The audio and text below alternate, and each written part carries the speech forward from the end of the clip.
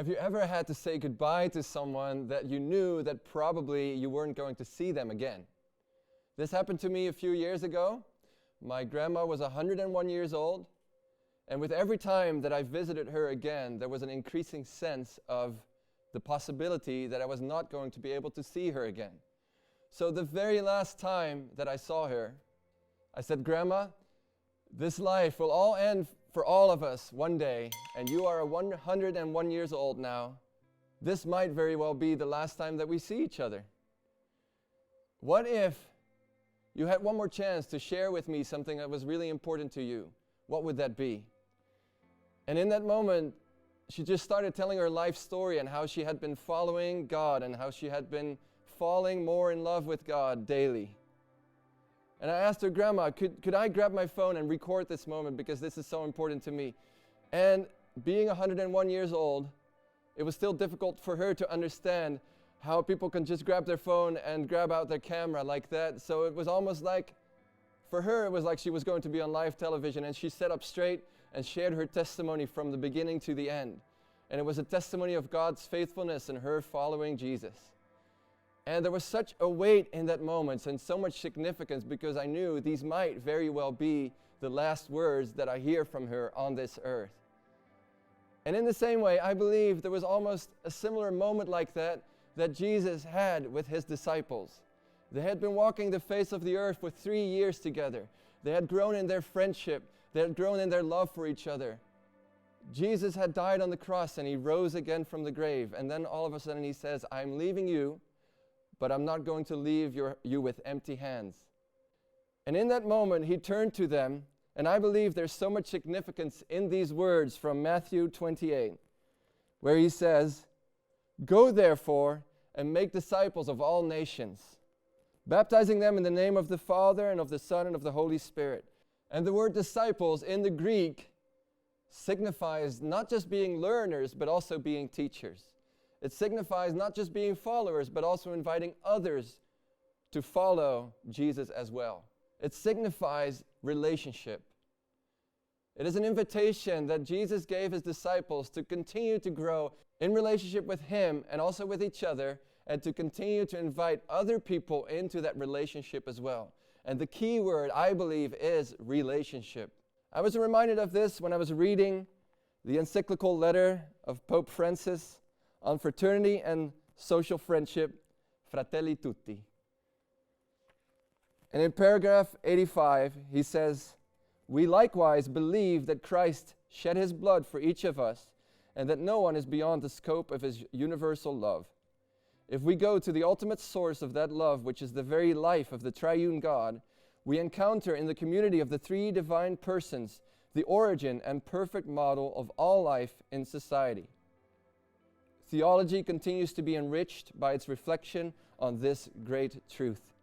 So really, I believe that we're being called to serve one another out of a relationship of love for each other, knowing each other, and being known by each other.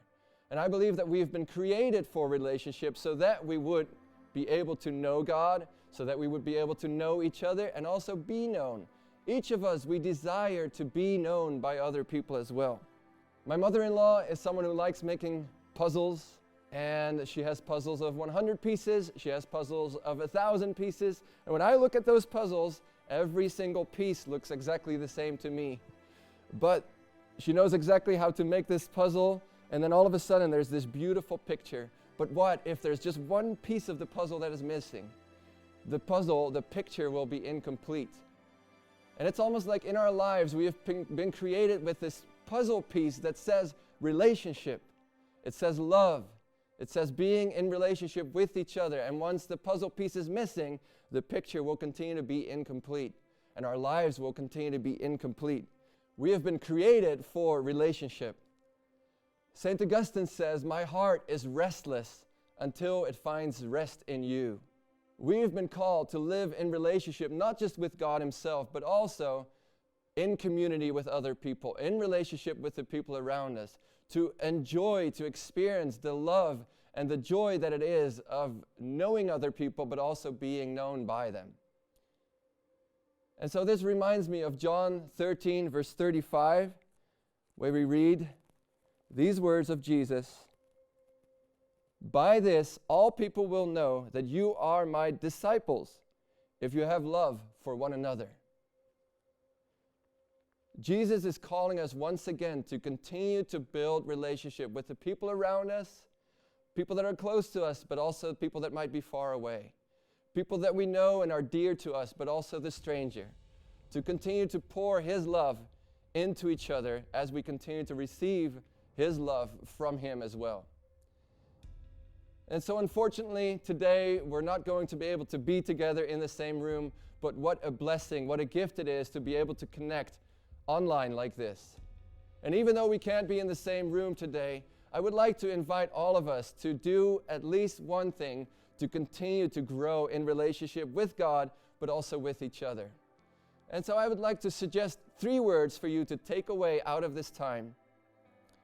Serve up, serve out, and serve in. And if you can, please just take a moment to find a notebook, and maybe you can grab your phone and take a note of this. And I would like to ask you to just write down for yourself, serve up. Is there someone in your life that inspires you, that you look up to?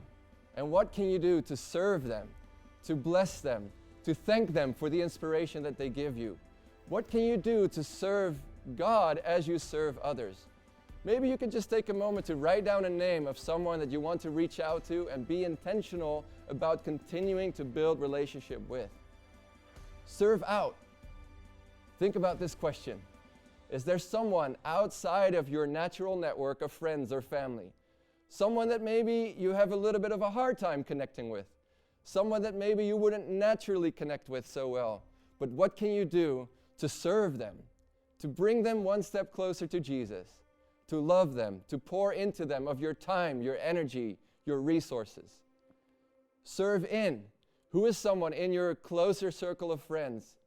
Someone in your family, someone that you know very well, and what can you do to serve them, to bless them, to continue to build relationship with them? So these 3 words, would you just please take a moment to write it down and then turn it into action. Serve up, serve out, and serve in.